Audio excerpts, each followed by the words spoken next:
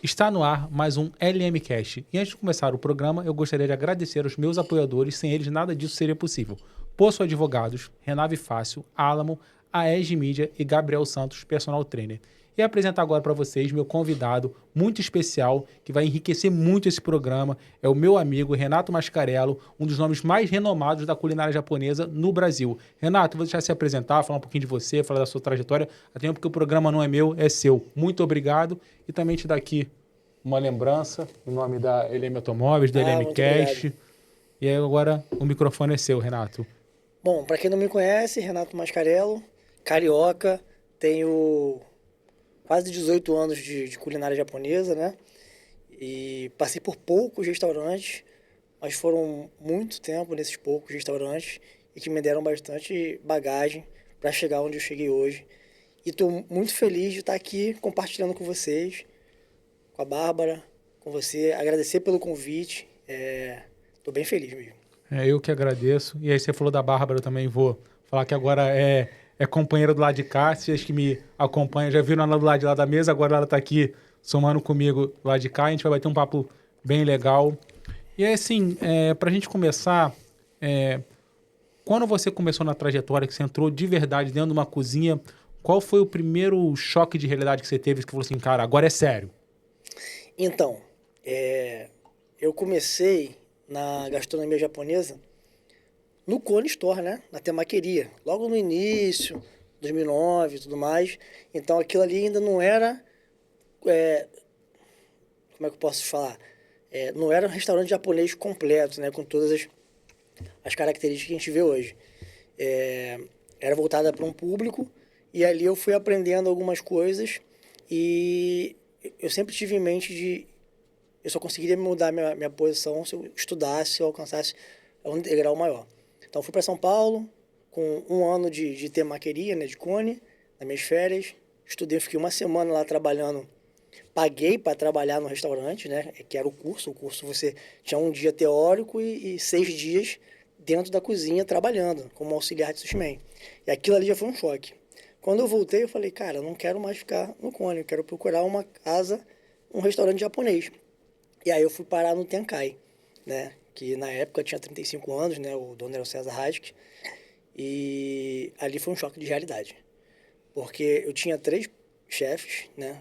Um na Robata, um no na cozinha e um no sushi bar. Os 3 eram japoneses, que era o Matsumoto, o Satoshi e o Oyama.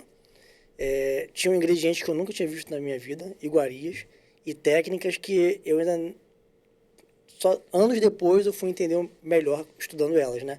Então aquilo ali no Tenkai foi um choque de realidade. É um choque. Você saiu do fast food, digamos assim, do McDonald's de japonês para um Para um restaurante restaurante, de verdade. exato. É, E que não um restaurante qualquer, né? O Tenkai na época era um dos mais premiados, chegou a ser até o melhor do Brasil num não, período, né? pelo que você falou, assim, E um nível de excelência, chefes japoneses, diferente. Já teve alguma experiência dessa, Bárbara? A gente tem essa experiência com o nosso sensei, né? Com o chefão. Mas ele falou um ponto que, assim, muitas pessoas nunca querem passar por isso, que é eu preciso pagar, eu preciso doar o meu sangue, o meu tempo, sem receber nada em valores em volta.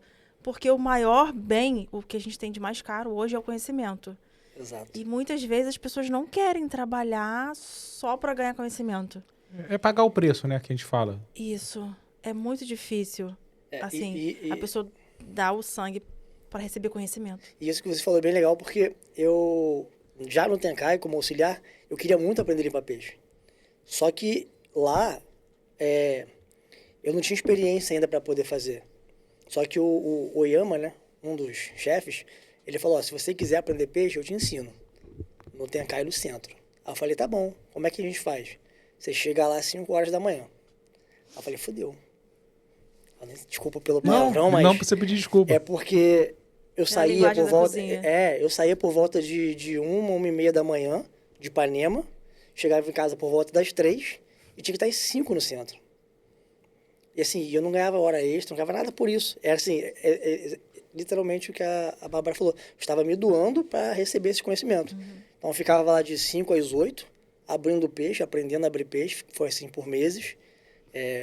poucas horas de sono, mas eu adquiri a técnica, adquiri conhecimento para poder abrir os pescados e começar a implementar isso na minha rotina.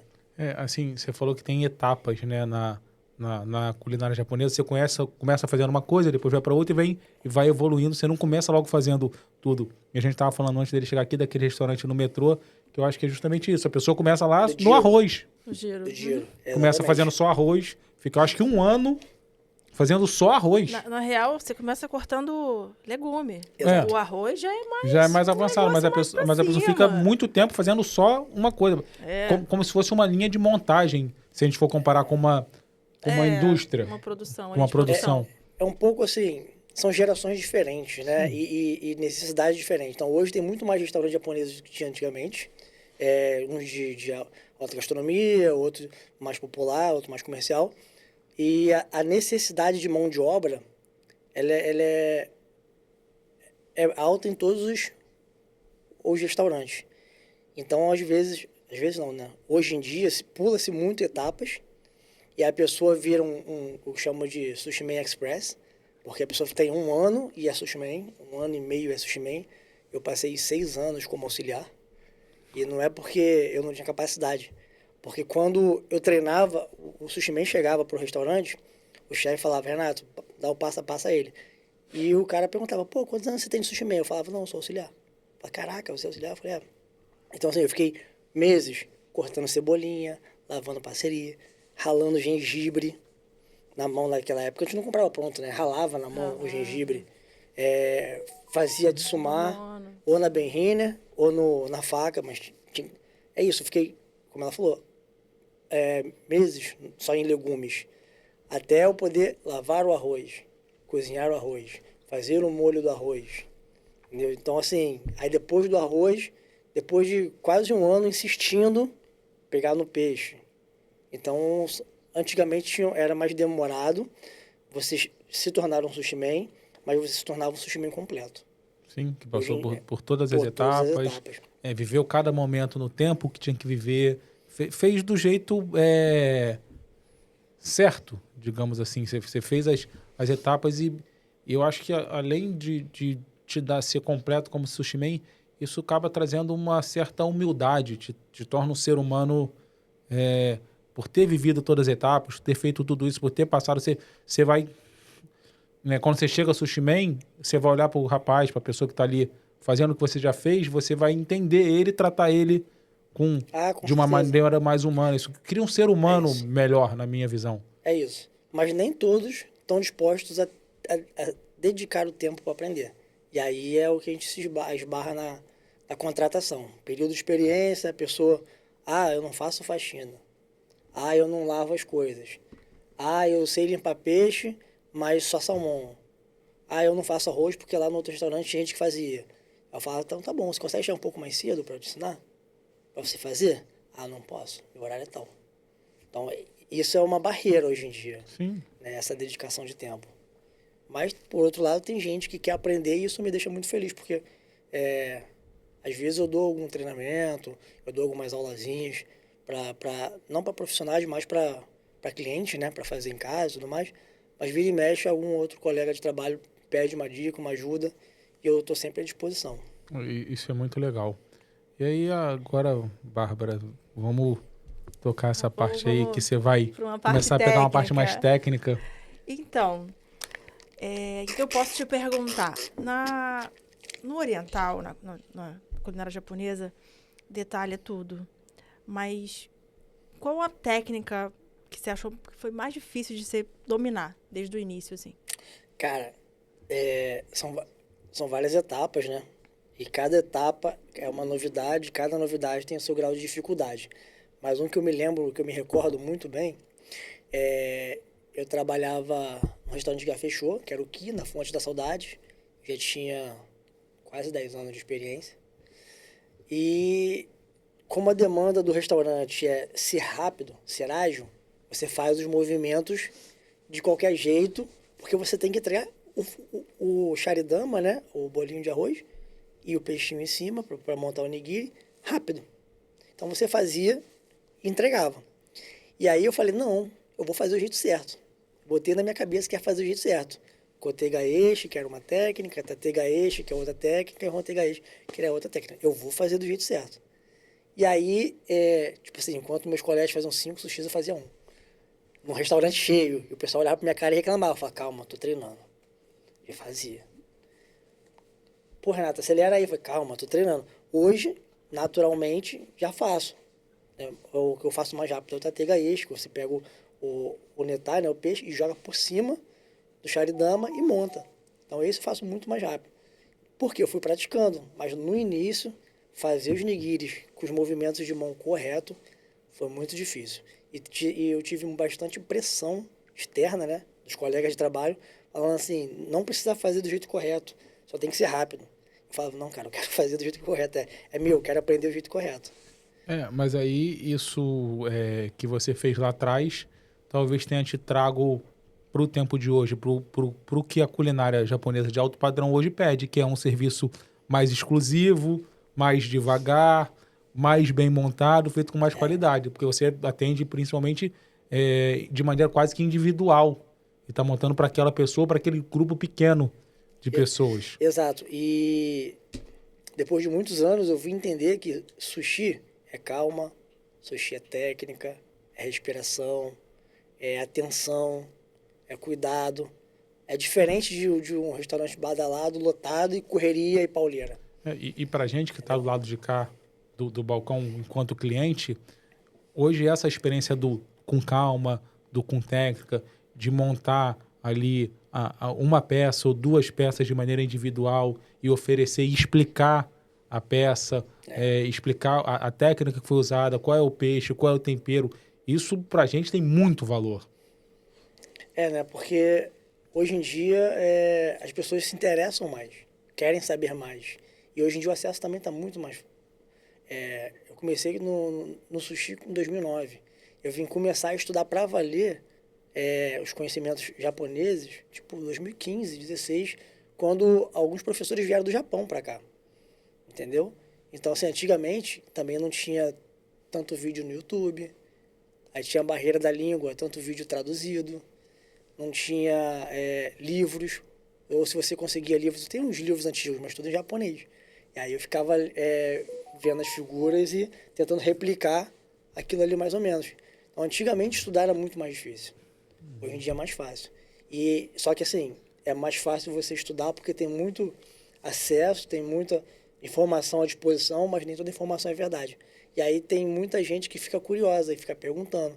Então você fazer o sushi com calma, explicar o processo, de onde veio o pescado, como é que foi feito, é muito bacana. E as pessoas se interessam mesmo por isso. De verdade, assim, eu pelo menos me interesso e as pessoas com qual eu convivo que tem esse mesmo interesse, a gente quer não só comer como aprender. E aí, Bárbara, você estava conversando comigo que ele tem alguns títulos, né? Da culinária japonesa. A gente tem que fazer isso. Os nossos títulos, os nossos níveis. Então, como que foi pra você? Que momento você falou assim, caraca, o negócio ficou sério. Agora, fiz o proficiência, evolui pro Kurobi. Fiz o proficiência. Aquilo ali já expandiu minha mente de um jeito, assim, de falar, cara, tem muita técnica que eu ainda não sei. E aí eu comecei a caçar e estudar mais. Depois do proficiência, eu fui trabalhar no Haru, né? E ali eu tive a oportunidade de colocar tudo que eu aprendi nos outros cursos que eu fiz e no proficiência em prática.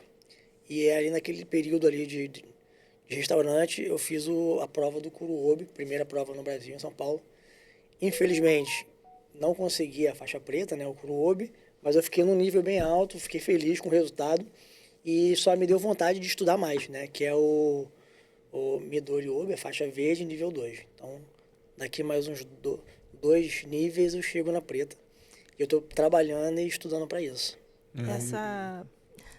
Essa colocação que, assim, que os profissionais têm hoje, que acho que antigamente só conseguia indo no Japão, dá um gás a mais, dá uma vontade de aprender a mais, de melhorar, de estudar no profissional. Não é? Dá. E você vê isso nos funcionários nos colegas de equipe que não tem o curso, né?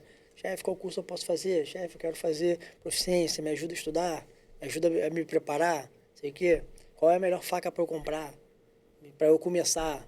Porque é uma outra questão, né? A gente começa a entender que o profissional tem que ter o seu material de trabalho, entendeu? Tem que ter sua faca, tem que ter suas pedras, tem que ter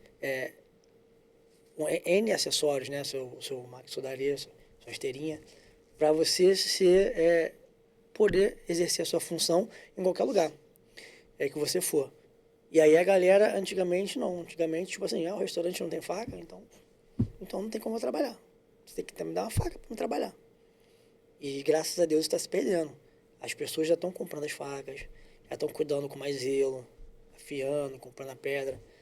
Não é barato, então o pessoal às vezes se junta, por exemplo, vamos se juntar e comprar umas pedras, vamos deixar a pedra aqui para a gente ficar usando, e vai dividindo o material, entendeu? Então, assim, você vê que mesmo essa geração, ela não querendo, na maioria, claro, não querendo doar o seu tempo de graça, né, para aprender, ou pagar um curso muito caro para aprender, e nem todos têm acesso, infelizmente, eles mesmo assim já estão investindo em material, já estão pesquisando outros cursos mais em conta, já estão vendo outras formas de adquirir conhecimento.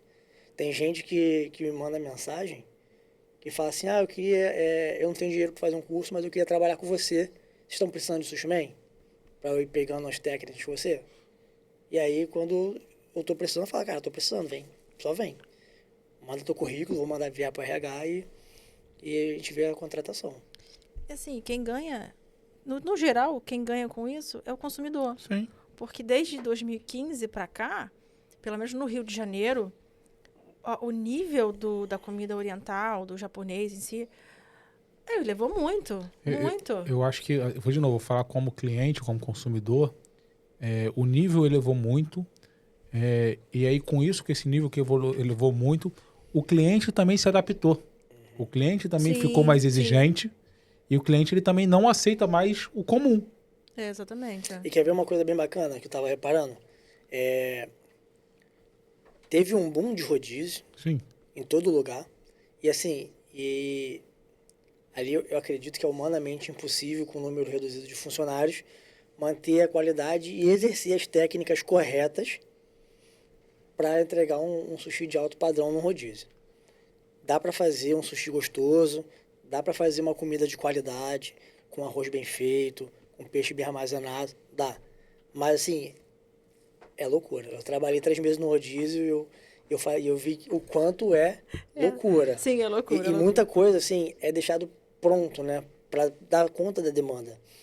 Então, assim, teve um boom de rodízio e agora esse boom diminuiu e tá tendo agora um boom de restaurantes à la carte. Sim. E o omakase cada vez mais. É isso que eu tô falando. Eu acho que o cliente evoluiu. E assim, nesse boom de rodízio, foi onde ficou mais conhecido a culinária japonesa. Foi bom por esse lado, porque trouxe notoriedade, trouxe as pessoas conhecerem, pelo menos ali, ter o primeiro contato com a culinária japonesa através do rodízio. Sim. Só que eu concordo com você. Eu acho humanamente impossível você fazer uma coisa de muita qualidade. Primeiro, porque é muita gente para atender.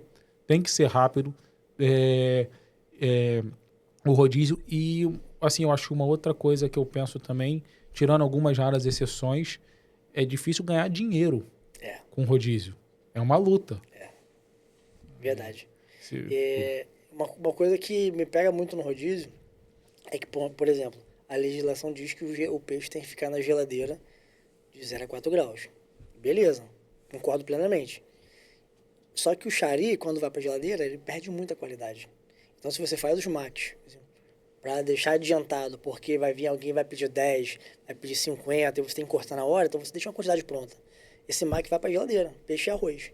Aí, normalmente, o arroz do rodízio já é mais geladinho. E aí ele endurece um pouquinho mais. Assim, eu acho que no Rio de Janeiro a gente tem ainda muitos rodízios, mas poucos de qualidade. E aí eu não vou ter como falar diferente, porque eu falo isso o tempo todo, como é o do Pandalis da Bárbara. Mas assim, ainda não fui. Um ponto. Ainda não fui. Então, a gente Mas eu vou espera visitar. a sua visita. Então, esse é um ponto que você falou. É humanamente impossível. É. Esse é o nosso déficit, porque tudo é preparado na hora. Uhum. Não fica pronto. Por isso que eu falei que o Então, sushi é mais... Demora um pouco, demanda tempo. É artesanal, né? Sim. É calma. Só que aí o teu cliente hoje, Bárbara, ele já entende isso. Sim, sim. Com muito, Criou muito uma cultura. custo, entendeu? Assim, demorou.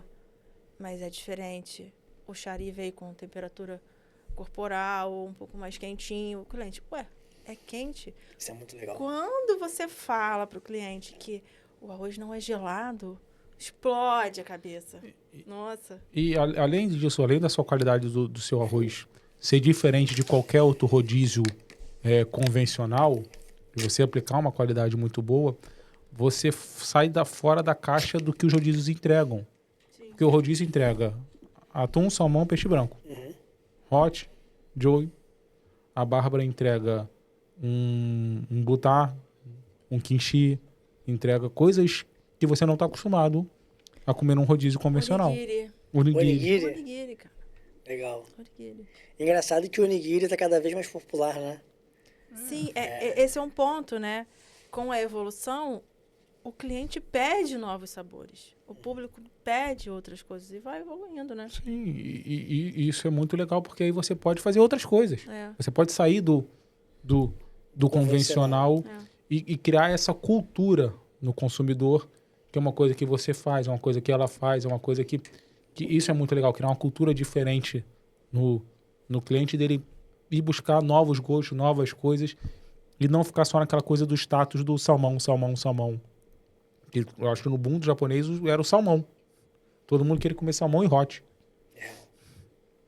É verdade. E assim o chefe consegue ter liberdade para De- fazer o omakase de qualidade. Sim. E pesquisar mais, e estudar mais, e buscar mais informação, né? Então, assim, quando você tem uma possibilidade de ampliar, você acaba buscando mais opções, realmente. E aí eu vou repetir, chovendo molhado, falar a mesma coisa, mas eu acho que essa coisa do cliente tá mais curioso e tá mais exigente, tá aceitando novas ideias, isso também é muito positivo para a evolução, porque foi uma evolução que foi se encontrando.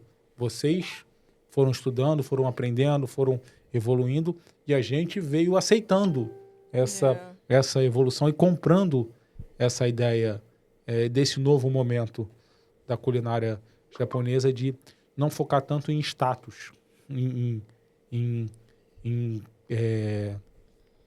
essa coisa da culinária japonesa ser status, a pessoa achar que salmão era o melhor. Não tô falando que salmão é ruim, mas de que salmão era o melhor peixe do mundo, que só existia ele. Salmão é um peixe de sabor bem fácil de aceitação, né? É gordinho, Sim. tem a sua capinha de gordura, sabor leve, delicado. E, novamente, pela falta de estudo e pela falta de informação, nesse boom de sushi, muita mão de obra com pouco estudo, as pessoas ou não armazenavam, ou não compravam, ou não preparavam o peixe, manipulavam o peixe da forma adequada.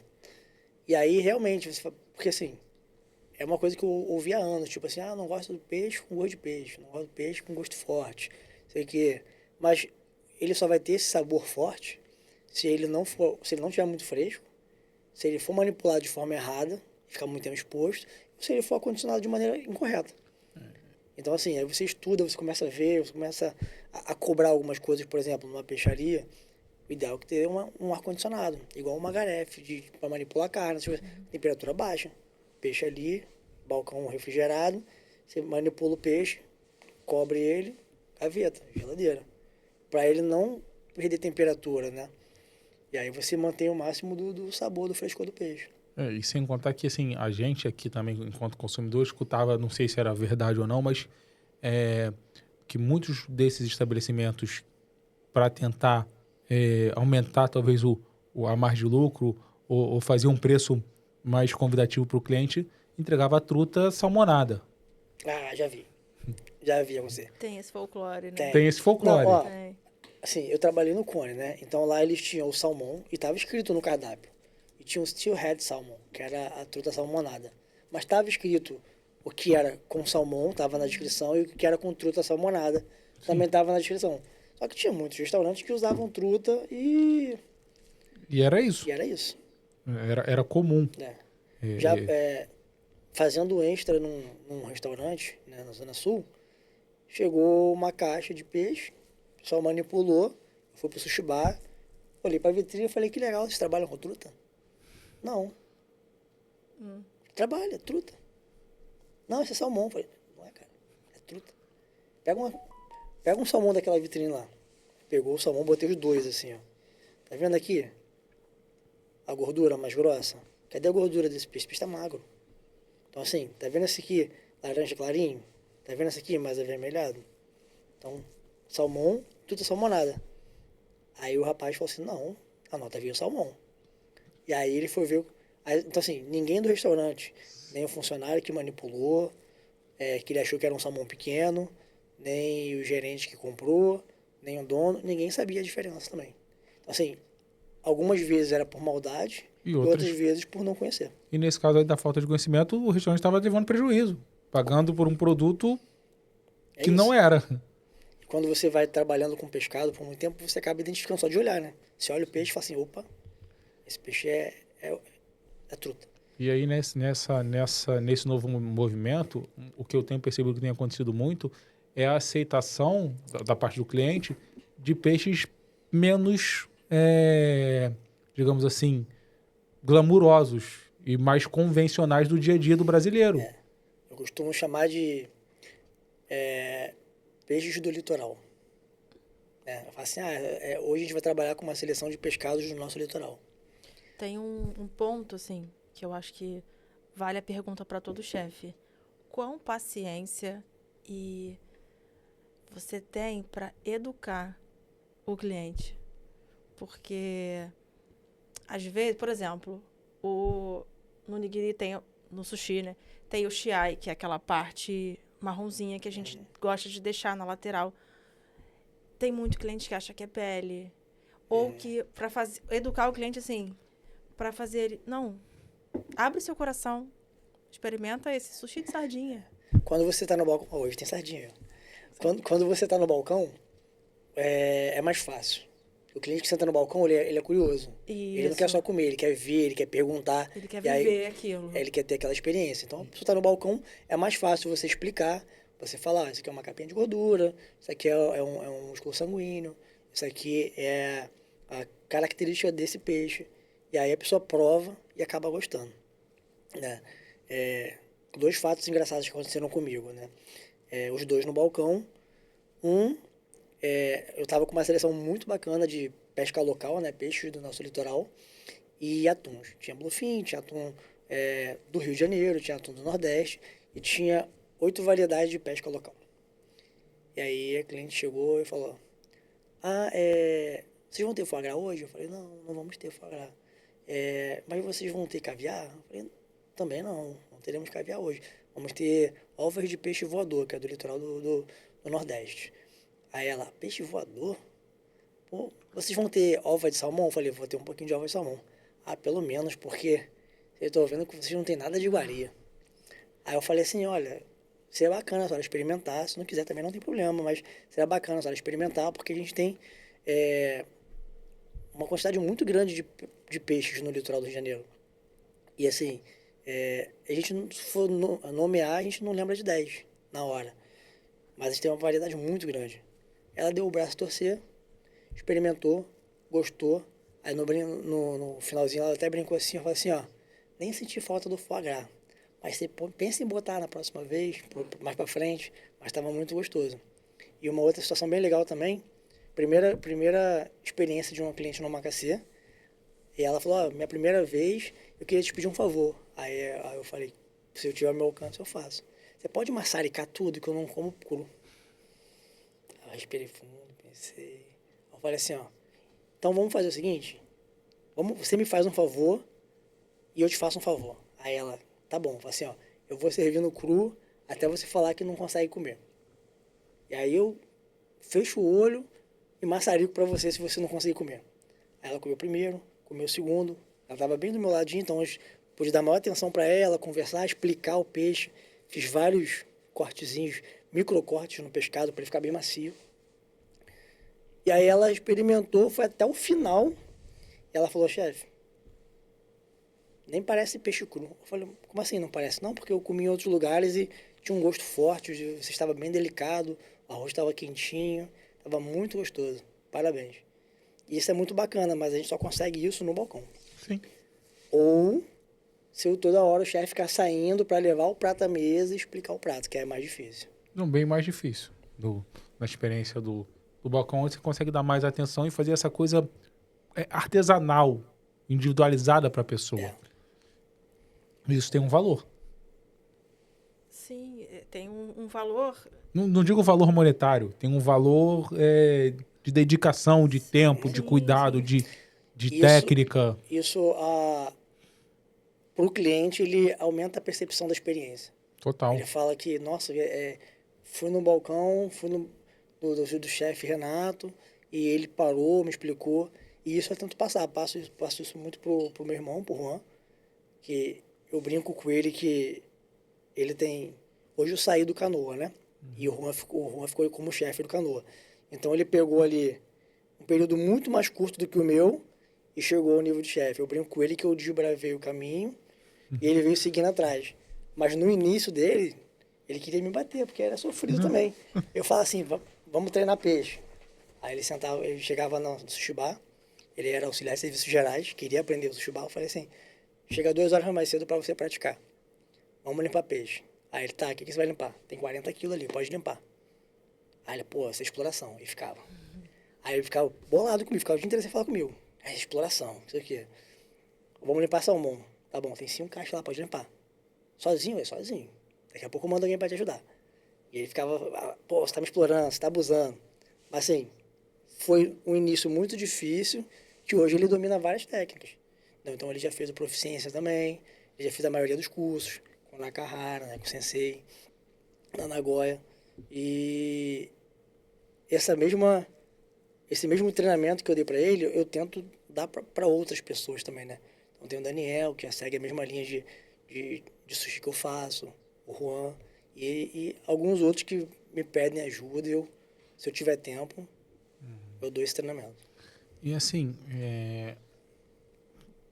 em que momento, nessa sua trajetória tão bonita e tão gratificante, que eu imagino que tem que ser para você viver essas etapas e ir aprendendo e evoluindo, que você percebeu ali que cheguei num outro patamar, que eu agora eu tô nesse nível que eu queria estar. Então, teve a experiência de omakase, que não tinha no Rio de Janeiro, né? Então, eu pude fazer parte de uma equipe pioneira disso, né? O Haru trouxe isso de São Paulo. Eu trabalhava à noite na Lagoa e de dia num buffet em Botafogo. E aí eu fui convidado pelo dono do Haru a ir pro restaurante para começar nesse omakase. Fiquei um tempinho no restaurante, depois eu fui pro omakase. E ali eu tive um grande desafio, que é não só aplicar as técnicas, mas ter que explicar as técnicas. E quanto mais eu explicava, mais os clientes ficavam curiosos, e aí mais eu tinha que estudar, e porque tinham perguntas, assim, às vezes eu até ria, porque tinha perguntas tipo assim, da onde veio esse peixe? De qual lugar? Ela fala, não, esse peixe eu peguei em Niterói. Tá, mas Niterói é um entreposto, ele veio da onde? Aí eu falei, eu vou pesquisar. Aí quando eu ia comprar peixe em Niterói, eu falava, esse peixe, o cara pegou aonde? Ah, Cabo Frio. Ele é grande. Alto mar. Né? É um conhecimento que, assim, faz com que o profissional melhore também, porque ele é obrigado a estudar. E eleva o seu nível, o brilho do profissional, sabe? Eu sei de onde veio a costa do produto que eu estou te servindo. Então... E aí, hoje em dia, eu já falo que, por exemplo, você está comendo um olho de cão que chegou hoje em Niterói, que veio de Cabo Frio, e quem me vendeu foi o pescador Rami. Então, eu sei que aquele pescador foi em Cabo Frio buscar o peixe, me ligou, falou, tem um peixe muito bom. Aí eu fui em Niterói de manhã cedo, Mandei foto pro Lenine, falei aqui, Manda ó. foto pra mim. Mandei foto, falei, ó, tô pegando os peixes aqui, ó. Então, quando eu tô no balcão, eu começo a contar essa história. Teve uma macaxeira que eu fiz bem bacana, que eram alguns surfistas, né, que pescavam de vez em quando, e me mandaram um monte de fotos de peixe. Aí eu falei, pode trazer pra cá que eu vou botar no macaxeira. Aí ele, pô, dá pra comer esse peixe? Sargo? Nunca comi sargo cru. Eu falei, cara, é muito gostoso. Sério? Eu falei, sério. Aí ele me trouxe sargo, prejereba, pescada, linguado, robalo, pampo e eu não vou lembrar o nome do outro. Bom, ele me trouxe alguns peixes. Eu falei, você nunca comeu esses peixes cru? Aí, não, no sushi não. A gente surfa, a gente pesca, faz grelhadinho. Cru nunca comi. Falei, pô, bacana, então vem pra cá, convidado. Aí fiz 4 lugares no macaxeira, os 2 pescadores e 2 pessoas que estavam acompanhando ele. Aí eu comecei, ó, hoje a gente vai ter hoje eu preparei uma macaxeira diferente, porque eu tinha preparado outros peixes, mas o pescador me ligou de manhã para falar que estava trazendo esse peixe. Então, esse peixe chegou agora à tarde, foi manipulado e está separado aqui para vocês. Saiu do mar, tem menos de 8 horas esse peixe. E aí expliquei os peixes, aí o pessoal falou assim, pô, mas foi pescado aonde? Eu falei, então, ó, por favor, pode perguntar para eles aqui, porque foram eles que pescaram. Aí foi muito bacana, porque eles contaram a história do peixe. Não, esse peixe brigou muito, esse não sei o quê. Isso deve ter sido enriquecedor demais. Tijucas, Ilhas Cagarras, não sei o quê, aqui na frente de Ipanema. A gente tava brigando com o peixe, conseguiu pegar. Aí fizemos o iquejime, que isso é uma técnica que está cada vez mais sendo aceita. Ainda está longe do ideal, mas está cada vez mais sendo aceita pelos pescadores, né? Principalmente os pequenos pescadores, que é uma forma de você abater o pescado e preservar toda a energia dele, mantendo a qualidade da carne, preservando a qualidade da carne por muito mais tempo. Então, a gente fez iquejime, fez assim e tal, e levamos pro Renato, a gente nunca comeu esse peixe cru, então a gente veio experimentar também. Então, assim, foi enriquecedor pro pescador, que ele me liga direto, falando assim, cara, tenho esse peixe agora, dá para serve, pode mandar. Foi para os clientes e foi para mim também participar e entender um pouco mais como é que funciona essa curiosidade do cliente de perguntar de onde veio, como é que foi. A gente tem uma falsa sensação de que peixe fresco é aquele peixe que acabou de chegar, né? Então, assim, e aí, na verdade, alguns barcos ficam semanas no mar. E aí, o barco chegou hoje. Só que tem peixe do primeiro dia, do segundo, do terceiro, do quarto e do último. E aí o fato de eu ir, de eu escolher, de eu conversar com o pescador, é porque eu quero o mais fresco, o peixe que foi pego na volta. Sim. Que quando eles pescam, eles jogam tudo lá dentro e misturam. Mas você olha as características e quer. E aí quando pega aquele peixe, fala assim, é esse que eu quero trabalhar. E leva para o restaurante, passa para o cliente, dá para ver o cliente gostando de um peixe que falava que não gostava, que é o peixe branco, né? E às vezes tem cliente que volta lá só para comer peixe branco. Sucuri de peixe branco, sequência de sashimi de peixe branco, sequência de nigiri de peixe branco, porque esse é um trabalho de frescor que a gente tem feito bastante tempo. Então, quando eu vejo o cliente retornando e procurando peixe branco, procurando um peixe que, assim, lírio, eu adoro lírio. Já trabalhou com lírio? Não, é um pouco mais difícil chegar lá. Adoro lírio. Aí o cliente fala assim, chefe, tem lírio hoje? Eu falo, pô, tem. Pô, legal o cara vir procurar o lírio. Chefe, tem pargo hoje? Tem, legal. E assim, é um orgulho pro chefe também oferecer aquele especial pro cliente, ter o especial. E ver a satisfação. Sim. Então, assim, quando eu vejo o cliente voltando para procurar uma coisa que não é tão convencional, eu falo assim, pô, o resultado tá vindo. Você está educando, aquilo que a gente falou, você está conseguindo educar o cliente. Exato. Isso é muito legal. E assim, Bárbara, agora... Então, vamos para a degustação? Seu momento? Vamos, ele vai ter que explicar um pouquinho. Vamos lá. 2 makimonos eu fazia muito no Tenkai, que é esse que está com a ova de salmão, o Ikurá, né? Na época se chamava makimono Tenkai, que é o makimono de salmão, skin grelhadinho, cebolinha e Ikurá. Tem um molhozinho tarê. E o outro é o Oshinkomaki, que eu gosto pra caramba, que é um makimono feito de takuan, que é um nabo em conserva. Então tem a crocância, tem a acidez, tem uma leve doçura do nabo em conserva, que é esse amarelinho. Então, 2 que eu fazia muito no Tenkai, gostava. Comprei um salmãozinho, que quando eu falei que ia fazer sushi, minhas filhas pediram para fazer, então acabei comprando para fazer em casa também. Aí tem perna de moça, que é o branquinho, com icurá, ela tá só no shoujime, tá? Que é a conservinha feita com sal, para tirar o excesso de umidade líquido. Olho de cão, com a pelezinha grelhada na técnica de aburi. Então foi tostada a pelezinha dele para ficar mais macia, mais fácil de comer. E tem yuzu kocho. Yuzu é uma frutazinha japonesa cítrica com um pouquinho de pimenta. Então, um pouquinho mais apimentado. Sardinha marinada, né? Shoujime e sujime. E sujime eu faço com um pouquinho de gengibre, shiso amassadinho, para dar gosto. E carapau. O carapau tá com uma conserva, quase que uma conservinha feita de pimenta e cebolinha. Polvo. E capamaki, que eu adoro. O pepino. Beijinho.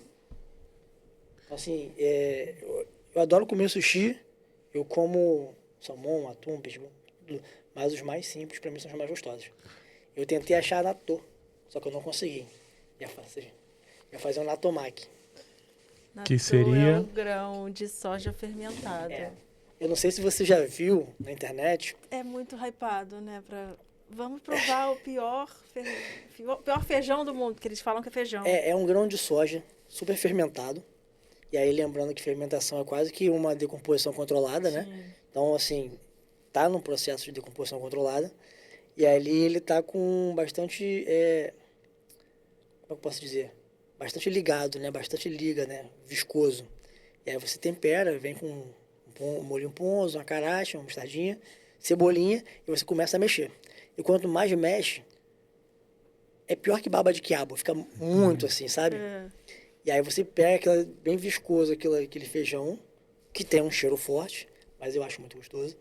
E aí você faz, ou você come puro com gohan, ou você faz um enroladinho. Eu ia fazer um enroladinho, mas não achei. Tem um cheiro bem forte. Gente... Porque ele quase chega na putrefação. Entendi. Quase lá. Mas o aroma é quase lá mesmo.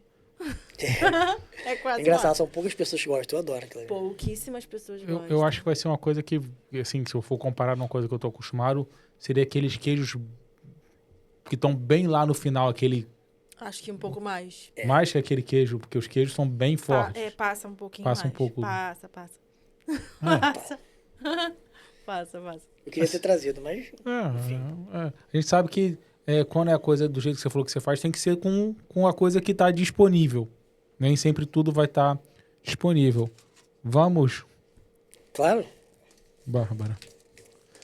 E aí eu vou te pedir uma orientação por onde começar se fosse você. Então, eu gosto mais, particular meu, eu gosto mais de makimono. Então eu ia começar pelo kappa, depois pelo shinkomaki, depois pelo sakemaki, e ia finalizar com o makimono tenkai. Mas, se quiser os nigiris, deixa a sardinha que é marinada por último, né? E o carapau também. Você pode começar pela perna de moça, depois o salmão, depois o olho de cão. Apesar de ser branco e menos gorduroso, ele vai ter o yuzu, que está um pouco mais forte de sabor. Eu vou seguir a sua orientação, começar aqui no pepino, né? Pelo capa. Então, A gente tem feito kapamaki, é uma coisa assim que é desvalorizado, sabe? A gente tem feito o kapamaki marinado. Daí a pessoa que prova... Você chegou a provar o kapamaki marinado? Ok, você levou? Isso. A pessoa fica assim, mas é pepino mesmo? Sim, a gente deixa marinado de um dia pro outro, no óleo de gergelim, show, isso aqui. Então, a pessoa, nossa, mas eu odeio pepino. Não, Mas esse é o glamour da culinária japonesa. Você pode até odiar aquilo ali, mas vai estar com um sabor diferente e você vai conseguir comer, que você vai gostar. E aí, depois do capa, qual que você falou que é a... Prova o shinkomaki, o amarelinho. Eu achei isso bem interessante, porque eu nunca vi isso em lugar. Então, você vai ver que ele tem uma crocância maior do que o do kapamaki, já tem uma acidez, uma leve doçura também.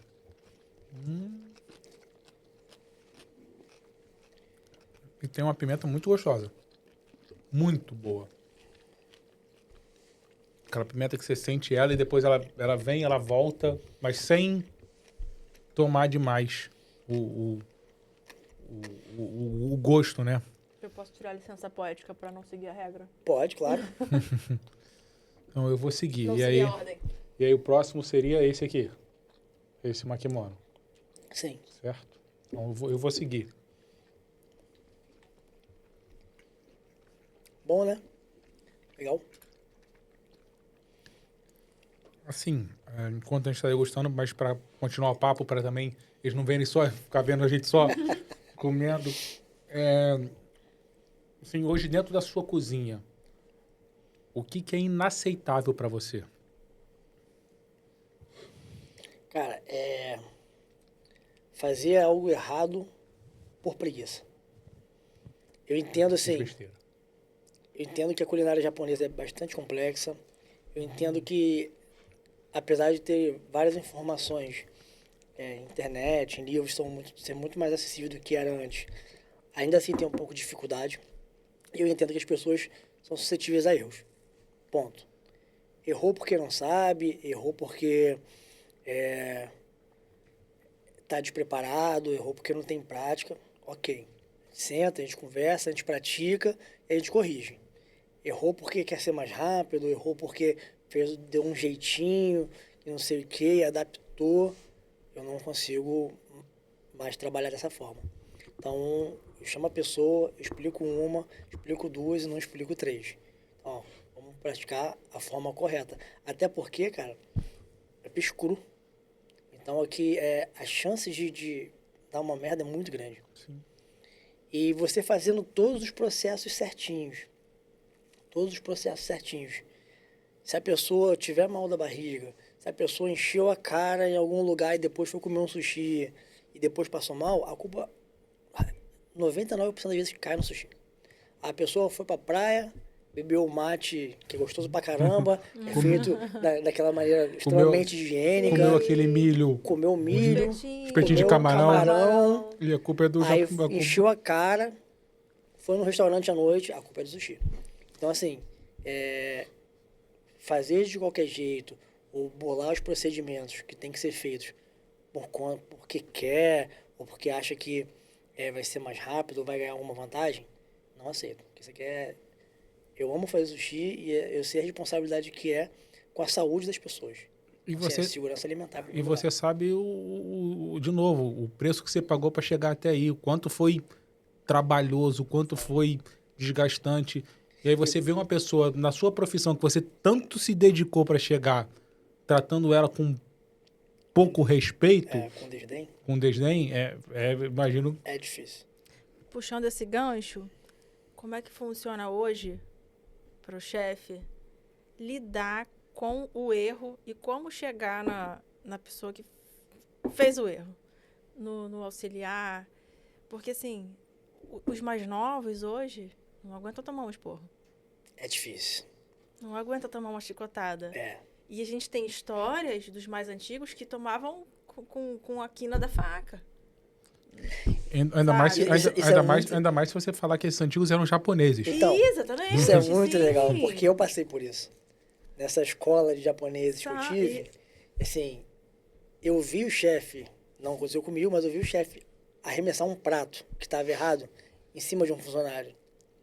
Então, assim, polêmico, né? Mas era uma outra geração. Isso eu vi aí. o chefe olhar pra mim e falar assim, isso tá uma merda. Isso aí, tá uma tudo merda. bem. E corrige. Até mesmo Aí porque... você para, segue o baile. entende que tá errado e corrige. Eu já vi chefe dar cascudo. Eu já tomei cascudo. Tava fazendo errado. Aí tem o bacá, né? Bacá é burro em japonês. Aí o chefe passou, olhou pra mim assim, me deu um cascudo, pum. Tá errado, bacá.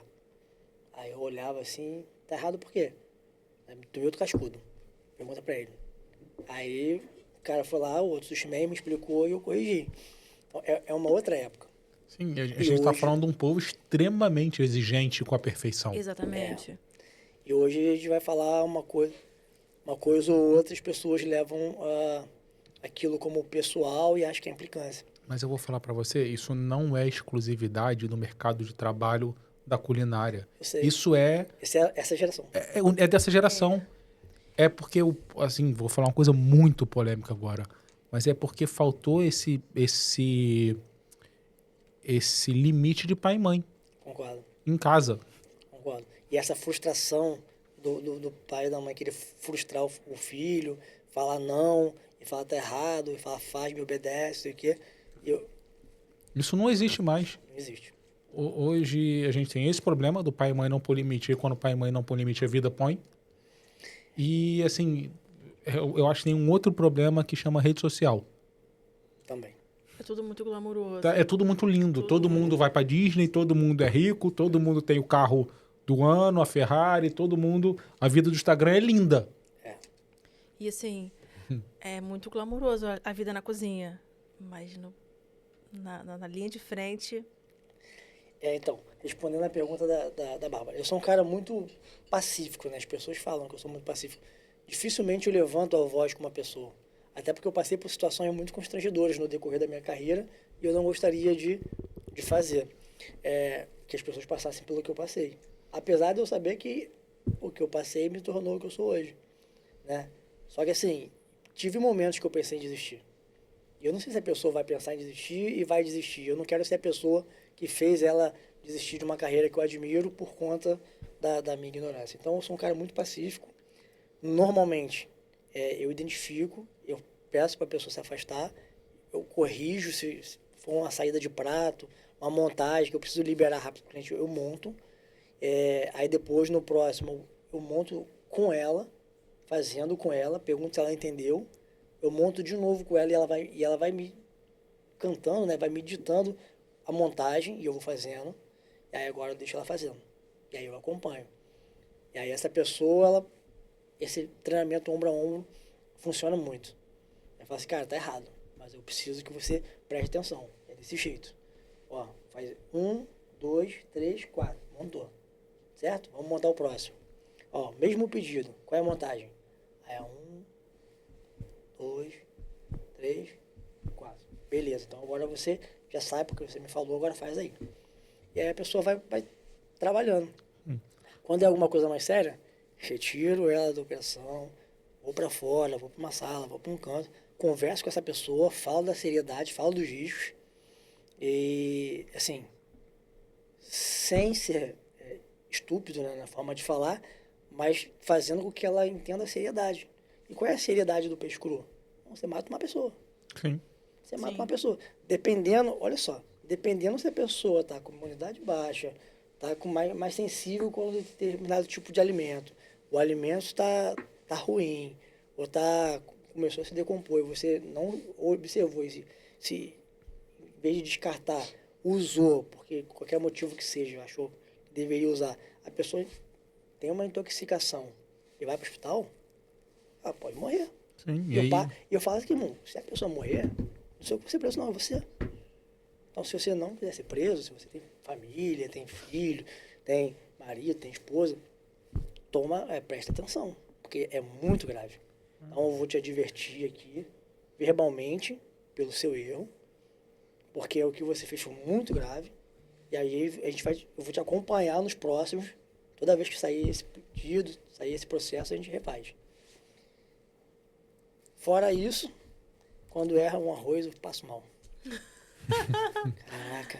E vai ter, assim, algum momento que é inevitável que a gente tem erros que a gente tem que corrigir rápido. Eu falo isso no meu negócio.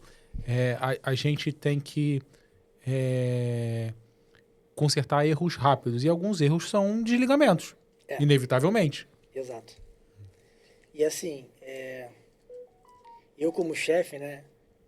Eu como chefe dos restaurantes que eu trabalhei, eu tinha, toda vez que tinha um erro, independente se for do sushi bar, do salão, da cozinha, independente, é muito importante que eu saísse do sushi bar, saísse da dinâmica da operação, colocasse alguém no meu lugar e fosse conversar com o cliente, fosse ser solidário com a situação que ele passou e eu tentar resolver. Independente se o restaurante vai tomar uma medida depois ou não. Que você representa. Exatamente. É naquele momento eu me colocar no lugar dele e tentar resolver da melhor maneira possível.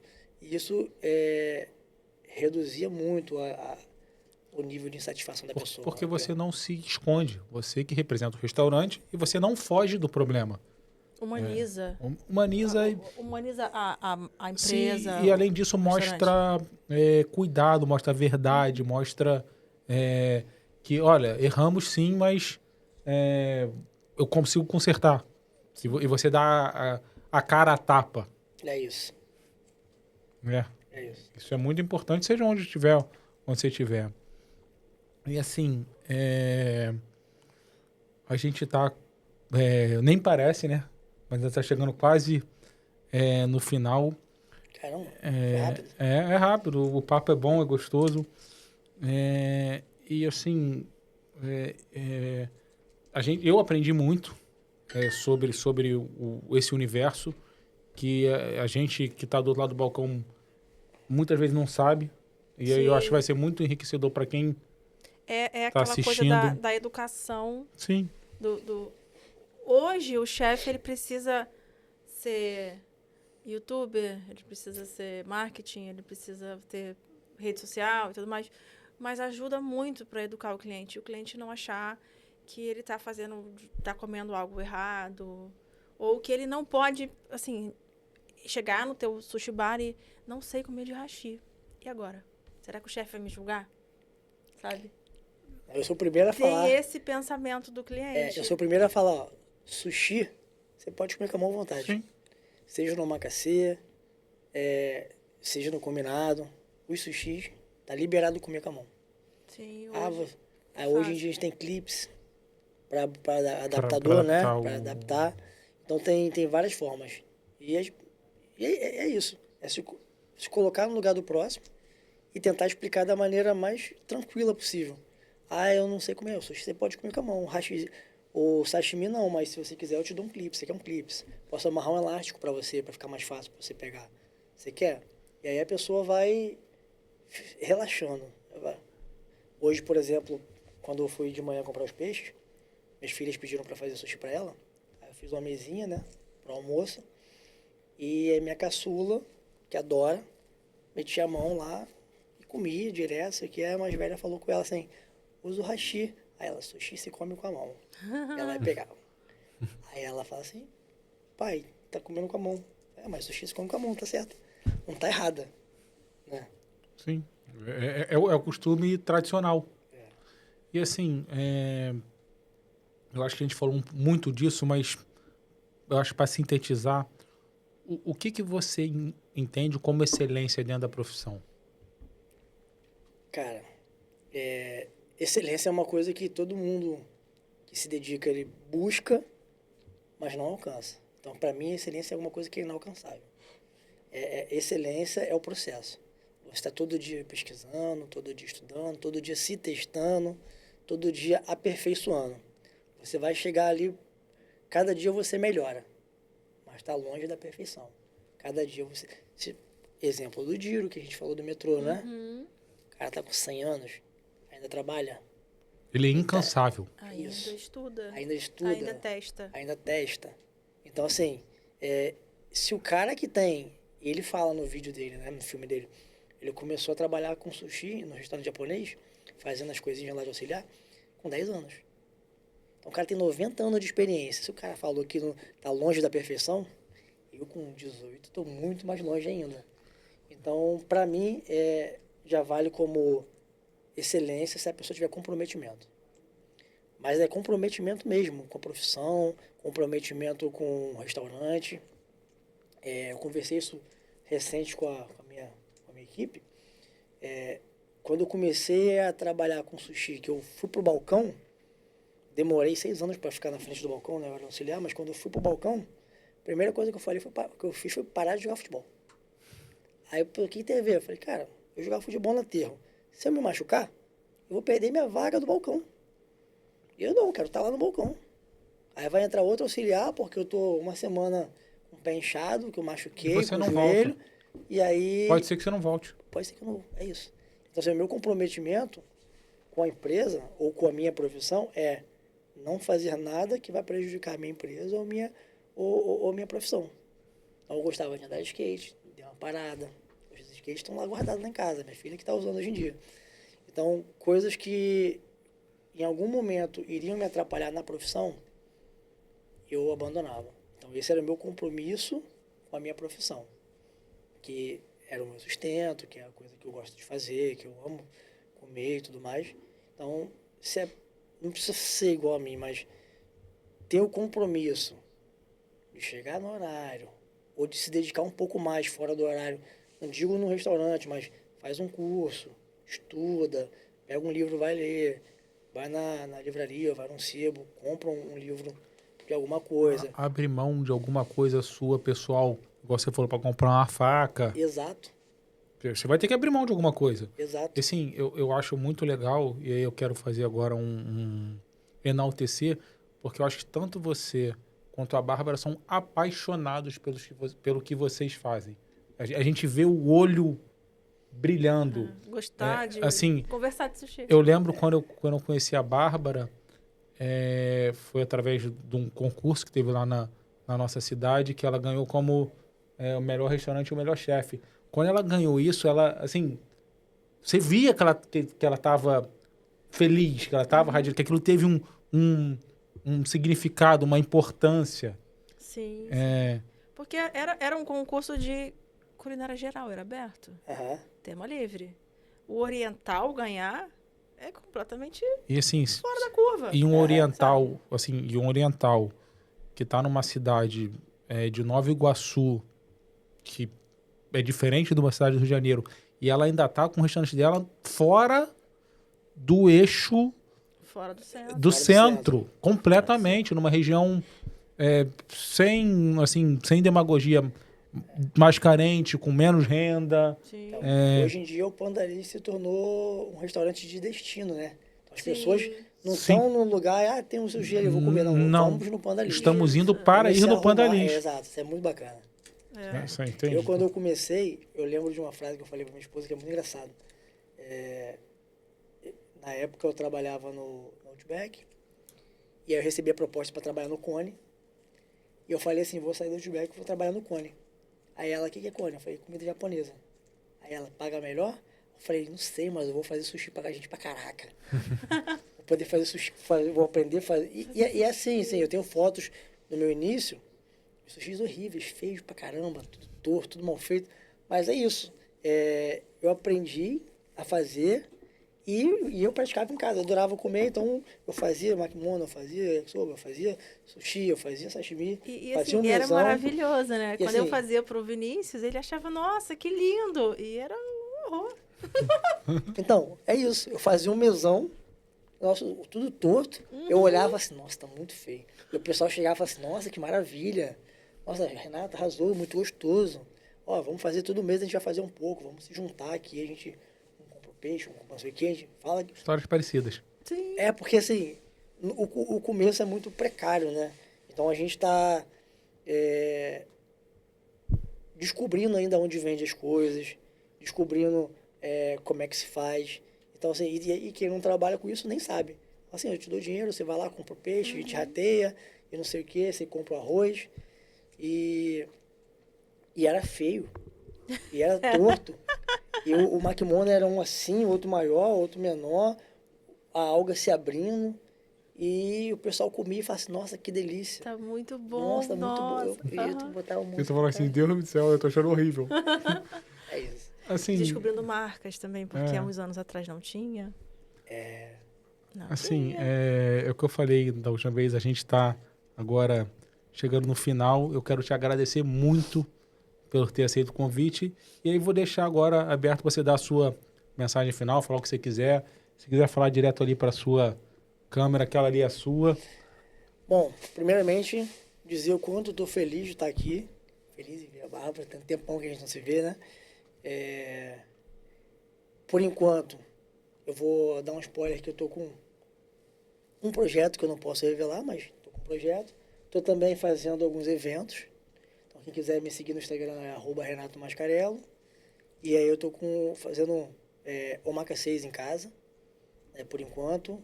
Alguns buffets corporativos, algumas comemorações especiais. Só entrar em contato, que vai ser um prazer estar preparando tudo isso que eu pude aprender nos 18 anos de profissão e colocar na casa de vocês. E aí vocês fiquem tranquilos que o arroba dele vai estar aí no vídeo, vai aparecer em cima do vídeo para vocês pegarem e seguirem ele e aproveitarem como a gente aproveitou essas delícias aqui. Agradecer você, Bárbara, mais uma vez, que toda maluquice que eu te chamo você aceita. E agradecer você, Renato. Muito obrigado. Me despedir de vocês. Esse programa é feito especialmente para vocês. Muito obrigado por terem acompanhado a gente até aqui. Até a próxima. Tchau, tchau. Tchau, tchau.